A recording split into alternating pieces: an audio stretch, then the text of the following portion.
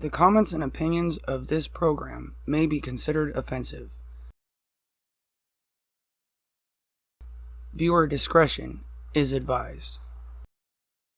Hello and welcome to Uncommon Sense. I am your host today, Forrest, where we are going to be covering the Office of Directors of National Intelligence preliminary assessment of unidentified aerial phenomena. Looking forward to this. Oh my gosh. Tell you what, one of the things that I've noticed on this thing, right off the bat, is they cover 144 different experiences. And this is just stuff that's getting released to the public. Think about the 60-page document that is getting released to Congress. This is just 9 pages. 9 pages detailing a few incidences from 2004 to present day. Holy cow, I tell you what. And somewhere here in this report, right here it is. In 18 incidents described in 21 reports observed reporting unusual UAP movement patterns or flight characteristics. Yes, we know what a UFO looks like when it's buzzing around the sky, kind of ridiculously. But one of my favorite parts is the fact that they're actually deciding to put any merit into this, is the fact that just in this report, the UAPTF, which is the Unidentified Aerial Phenomena Task Force, has 11 reports of documented instances on which pilots reported near misses with UAPs. That's right.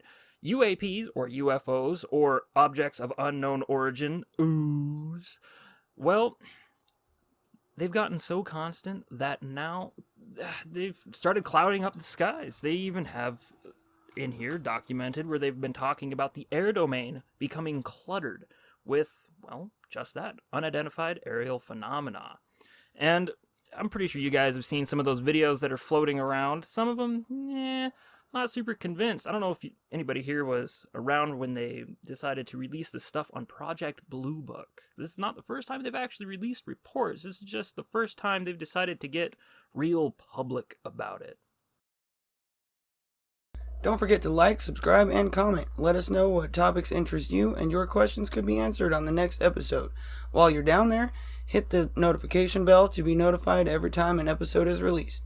Thanks, and we look forward to hanging out with you next time.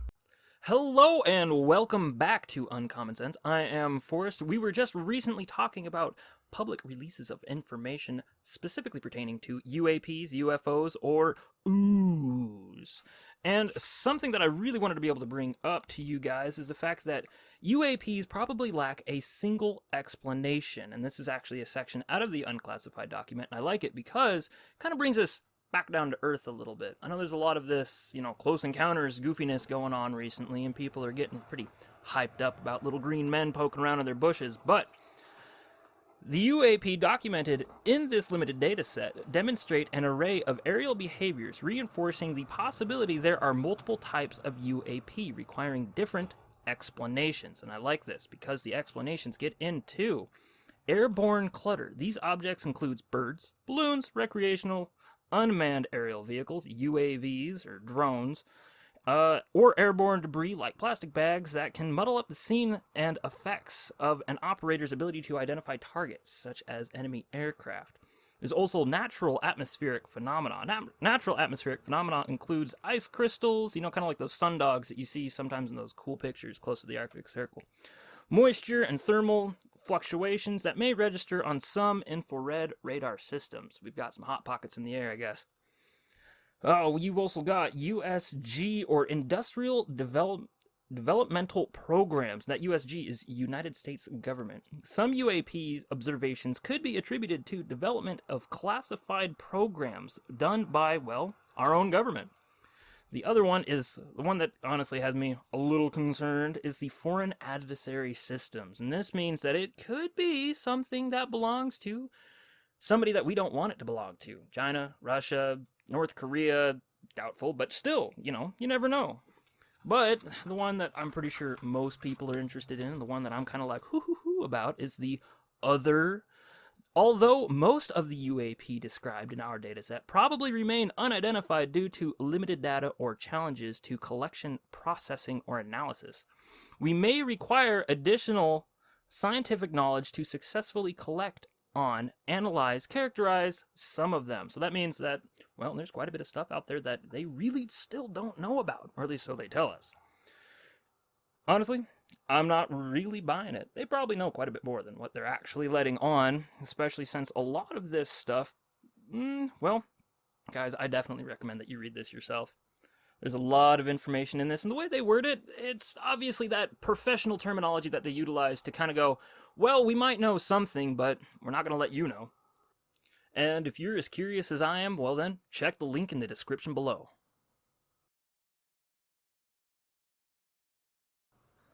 Welcome back to Uncommon Sense, and this is your co-host, Billy. I'd like to talk about something that happened back in April in my beloved Oregon, where the mayor of Baker City, Carrie McQuiston, suggested making her city a common sense sanctuary city, allowing the local businesses to make decisions on their own whether or not to follow the mask mandates of the time. Now, it's an interesting article that we can link in the description below that I think everyone should read. But the topic I'd really like to discuss tonight is that Carrie McQuiston is looking at running for governor. I like that idea. She's very confident. She's very smart. However, the issue is that another Oregon governor, another Oregon mayor, Stan Pulliam of Sandy, is also looking at running for governor. And he has already started a practice campaign, shall we say, where he's going city to city, county to county, on the ground, talking to the people, getting opinions, and learning what the citizens want. I personally think Stan would make a fantastic governor, and I think Carrie McQuiston should look at running in line underneath him as maybe an attorney general or something. I'm not exactly sure what positions are coming up in our next Oregon election, but if both of them were to run, and this may be happening in other states as well, so it's something to think about. If they're both running as a governor, it's going to split the vote of the patriotic people, and that is a problem. See, in order for any constitutional frontrunners to make it into office, they've got to become a team. We may be going for a long shot trying to get Stan in as governor of Oregon, but his confidence gives me faith that he does have a chance. And as Portland becomes more and more chaotic, the citizens are awakening and realizing that changes in leadership are needed. If McQuiston was to run behind Stan and add another constitutional leader to the team, there is more of a chance for the people's champions to have a gain in this game. Along those same lines, more grassroots, average people with leadership skills need to run for the smaller leadership positions, like the school board, county commissioners, and the like. This will give us a chance to beat the politicians at their own game, and finally return the power to the people.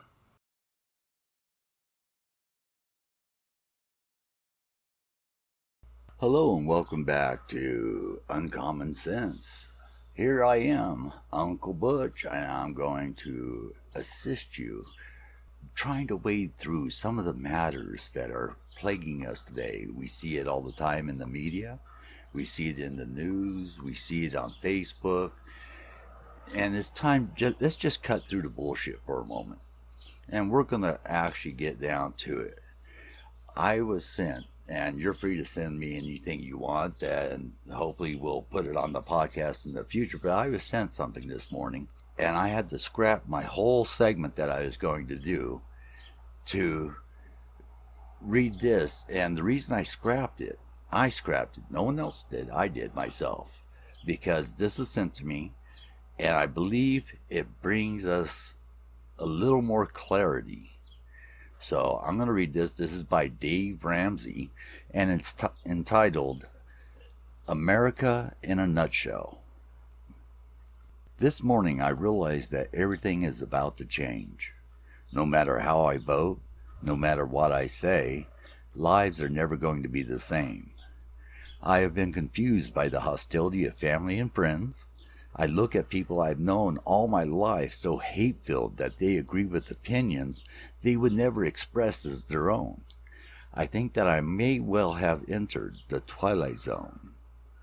You can't justify this insanity. We have become a nation that has lost its collective mind. We see other countries going socialist and collapsing, but it seems like a great plan to us. Somehow it's un-American for the census to count how many Americans are in America. People who say there is no such thing as gender are demanding a female president. Universities that advocate equality discriminate against Asian Americans in favor of African Americans. Some people are held responsible for things that had happened before they were born, and other people are not held responsible for what they're doing right now. Criminals are caught and released to hurt more people, but stopping them is bad because it's a violation of their rights. People who have never owned slaves should pay slavery reparations to people who have never been slaves. After legislating gender, if a dude pretends to be a woman, you are required to pretend with him. People who have never been to college should pay the debts of college students who took out huge loans for their degrees. Immigrants with tuberculosis and polio are welcome, but you'd better be able to prove your dog is vaccinated. Irish doctors and German engineers who want to immigrate to the U.S. must go through a rigorous vetting process, but any illiterate gangbangers who jump the southern fence are welcome. $5 billion for border security is too expensive, but $1.5 trillion for free health care is not. If you cheat to get into college, you go to prison, but if you cheat to get into the country, you go to college for free. And pointing out all this hypocrisy somehow makes us racist. Nothing makes sense anymore. No values, no morals, no civility, and people are dying of a Chinese virus. But it is racist to refer to it as Chinese, even though it began in China. We are clearly living in an upside-down world where right is wrong, wrong is right, where moral is immoral, and immoral is moral. Where good is evil and evil is good, where killing murderers is wrong, but killing innocent babies is right. Wake up, America. The great unsinkable ship Titanic America has hit an iceberg, is taking on water and sinking fast. Lord help us.